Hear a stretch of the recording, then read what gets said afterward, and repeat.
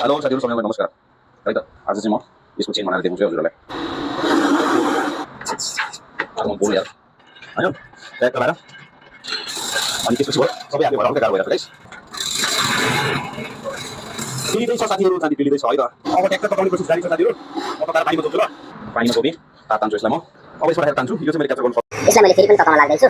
सबै मैले भिडियोमा क्याप्चर गर्न सकिदैन नि त, एक्लै छु अहिले क्यामेराम्यान, त्यही भएर है गाइस। अब यसको लागि म स्टक चेक गर्छु है त गाइस। ट्याग लगाएर यसरी चेक गर्नुपर्छ साथीहरु। यो ठीक छ। यसलाई गोले गर्ने प्रोसेसमा जान्छु म चाहिँ फेरि यसमा गर्छु कि गोलो चाहिँ है त, हेर्नु होला। अड्काएँ अब टक्क लगाएर यसरी सर लगाएर गर्छु। ठ्याक्क गोलो गरेर सिद्धेको छ। अब यसलाई म काट्ने काम जारी राख्छु गाइस है त। च्यानललाई सब्स्क्राइब गर्नु होला। यो भिडियो अलि राम्रो छैन किन भन्दाखेरि क्यामेराम्यान म एक्लै भएको छु नि त। नेक्स्ट भिडियो चाहिँ बेटर गर्छु। ठ्याक्क लगाएर काटेर सिद्धेयो। अब बुन्छु है त गाइस।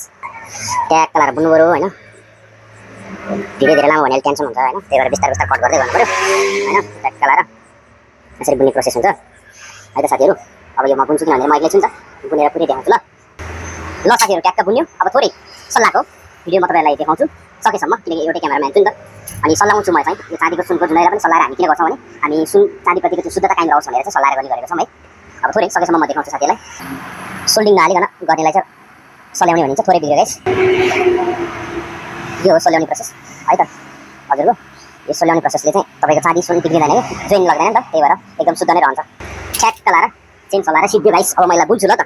बुन्नलाई गइरहेको छु म यो चेनलाई है त साथीहरु। अनि बुनेर पनि कम्प्लिट गरेर देखाउँछु म कसरी बुन्छु भनेर हैन। बुन्ने चाहिँ मेरो यस्तो आइडिया छ। ठ्याक्क लगाएर हैन, ठ्याक्क लगाएर बुन्छु।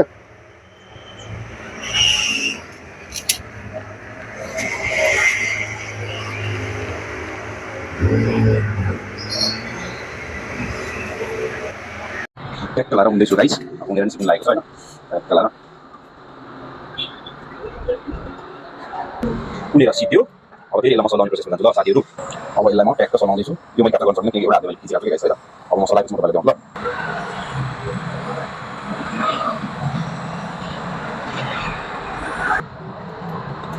सलाएर सिद्ध्यो हैन। अब यसलाई ट्याक्क लगाएर कुण्डल लगाउँछु ल। कुण्डलको लागि चाँदी हाल्छु म। गाल्दैछु ल गाइस।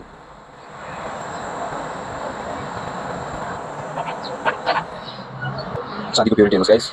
कति शुद्ध छ क्या चाँदी हैन। यो प्युरिटी राख्नको लागि चाहिँ मैले सल्लाएर गरेको है चाँदीमा। सुनमा पनि त्यही हुन्छ लागु हुन्छ। अब यो मैले पिटेको भिडियो चाहिँ मैले बनाउन सक्दिनँ किनभने म एक्लै छु नि त क्यामेराम्यान। र कुण्डलहरु र त्यो बनाएको जोडेको चाहिँ म हजुरहरुलाई देखाउँछु ल। यो पिलेको पिटेको भिडियो मैले तपाईहरुलाई देखाउन सकिनँ। नेक्स्ट भिडियोमा गर्छु गाइस। अब कुण्डल सुण्डल लगाउँछु है त। ल साथीहरु यो चाहिँ मैले देखाउन सकिनँ। कुण्डल र डब्लु राखेको चाहिँ रेडी भएको छ चेन। अब यसलाई बटार्छु, सिधा गर्छु।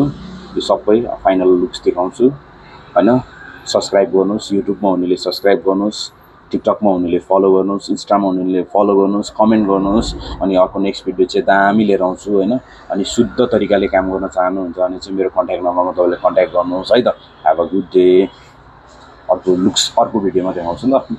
फाइनल लुक्स चाहिँ भिडियो त यसमै हुन्छ तर धेरै टाइम लाग्छ नि त, सिधा गर्नुपर्छ यताउता।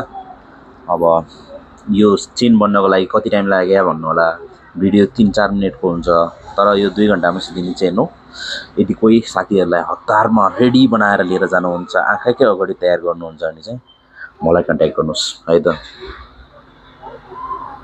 गाइस। अनि सबै भिडियोको नेक्स्ट राम्रो भिडियो चाहनुहुन्छ भने सब्स्क्राइब गरेर राख्नुस्। सबै सामानको भिडियो म तपाईहरुलाई देखाउने नै छु है त। यो त धेरै राम्ररी आफै एक्लैले गरेको भएर धेरै राम्ररी देखाउन पाइन। अब नेक्स्ट चाहिँ म पार्ट गरेर सबै देखाउँछु है हजुरहरुलाई ल। सब्स्क्राइब गर्नुस्, फलो गर्नुस् ल guys. Have a good day.